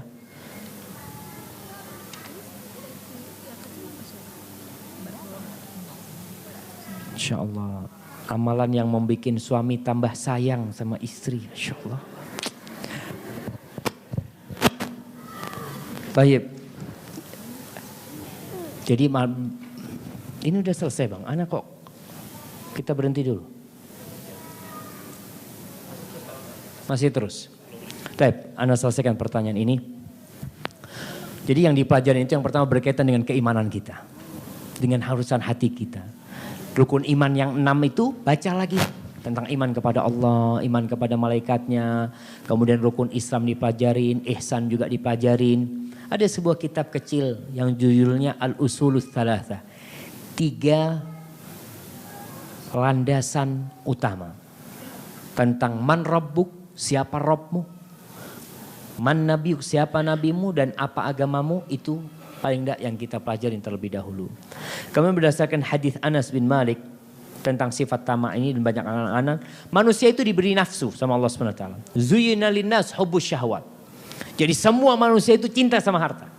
Semuanya cinta. Nggak ada orang yang nggak suka sama harta. Sampai Thalhah bin Ubaidillah ini sahabat yang doyan sedekah. Dia ditanya, ente ini kok bisa tuh sedekah seperti itu?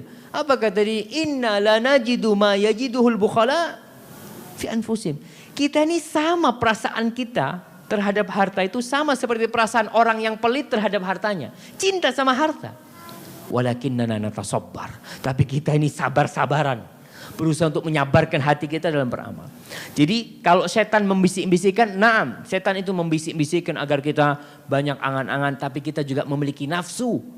Yang nafsu itu juga mendorong kita untuk berangan-angan yang panjang ya. Rasul sampai pernah bikin kotak di tanah tuh. Bikin kotak, beliau kasih garis di tengah. Di garis itu Rasul tarik keluar dari kotak itu. Terus di garis yang di dalam kotak itu Rasul kasih garis-garis coretan ke kiri dan ke kanan.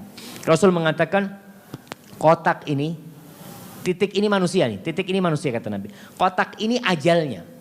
Manusia tidak akan keluar dari ajalnya. Akan datang waktunya dia mati. Adapun garis yang keluar dari kotak ini apa? Angan-angan dia. Orang kan kepingin ini, kepingin itu mati. Lalu kita bapak dulu kepingin punya ini tapi meninggal duluan. Ya seperti itu angan-angan manusia. Adapun coretan ke kiri ke kanan itu adalah musibah yang menimpa dia. Dia tidak akan bisa terlepas dari takdir Allah SWT. Apakah benar meruntinkan baca surat Tabarok bisa terhindar dari azab kubur? Nah, ada hadis yang menjelaskan hal itu. Wallahu a'lam dengan kesahihannya ya. Tapi yang jelas kita banyak-banyak baca Al-Quranul Karim. Karena membaca Al-Quran akan memberikan syafaat. Baik itu ketika kita di alam kubur kita. Atau ketika kita melewatin sirat itu. Nanti saya akan lihat kembali tentang hadisnya. Tentang membaca Tabarok. Apakah hadis itu sahih? Wallahu a'lam bishawab. Kita lanjut.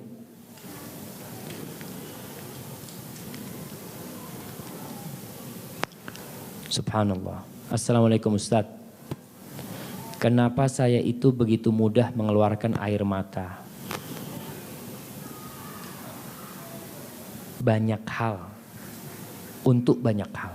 Seperti teman bercerita tentang kisahnya dia hijrah. Tentang kisah-kisah kiamat dan lain-lain. Namun di sisi lain terkadang saya suka merasa melalaikan hari-hari saya. Seperti saya hanya bisa datang ke kajian ilmu 1 atau 2 kali saja. Membaca Al-Quran 2 atau 3 kali saja. Lalu bagaimana trik-trik supaya kegiatan akhirat ini bisa lebih kencang saya jalankan. Barakallahu fikum. Memang para jamaah, orang yang bisa menangis itu dia bersyukur kepada Allah. Karena itu tanda hatinya lunak. Hatinya lembut. Ada orang yang gak bisa menangis. Sampai saya bertemu dengan jemaah haji. Seorang kolonel di kepolisian. Dia ngomong sama saya. Dia cerita, saya ini Ustaz gak pernah bisa nangis. Gimana Ustaz ya? Saya nangis itu sekali. Kata dia. Ketika dia dinaikkan pangkatnya jadi kolonel. Saya nangis. Kalau nggak seperti itu. Dia cerita kenapa? Saya menangis itu karena saya sakit hati. Seharusnya bukan sekarang pangkat saya dinaikkan kata dia. Itu selain itu saya nggak bisa nangis. Keras hati. Dia mengatakan gimana trik-trik supaya dia bisa nangis ya. Karena ada orang-orang yang memang hatinya keras ya. Dibacakan ayat-ayat Allah kan tanda-tanda orang beriman itu. Idza tuliyat alaihim ayatuhu. Innamal mu'minuna alladzina idza dzukirallahu wajilat qulubuhum. Orang mukmin itu ketika disebutkan Allah hatinya bergetar, takut. Itu seorang yang beriman. Tapi ada orang yang biasa. Kalau tadi dikatakan dia suka menangis, alhamdulillah mudah-mudahan air mata itu kalau ada di timbangan di hari kiamat. Adapun berkaitan dengan amalan yang sedikit, ingat dengan sabda Rasul SAW, khairul amali adwamuhu wa in qalla. Sebaik-baiknya amalan adalah yang berkesinambungan walaupun sedikit. Jadi kalau tidak bisa banyak, tetap sedikit tapi terus. Tadi dikatakan masalah dia datang ke pengajian. Udah dirutinkan kalau bisa. Gak apa-apa sebulan sekali umpamanya dia tetap ada kajian tapi rutin. Jangan sebulan Masya Allah tiap minggu kajian setelah itu setahun gak kajian. Jangan. Karena kita dengan rutin itu kita akan lebih ada ikatan batin dengan kajian-kajian seperti itu. Baca Qur'annya pun dikatakan 2 atau 3 kali saja. Gak masalah, yang penting kita bisa rutin tiap hari umpamanya 2 ayat 3 ayat. Mudah-mudahan itu menjadi amal kebajikan kita. Hadza wallahu a'lam bissawab. Insyaallah, maaf. Insyaallah kita lanjutkan kapan? Nanti di acara setelah makan siang, sore berarti lah kita lanjutkan nanti. Ya, Anda serahkan kepada panitia untuk menjelaskan acara kita selanjutnya. Wallahu a'lam bissawab. Ini ada 4 pertanyaan mungkin yang dikasih hadiah para penanyanya. Fadhal.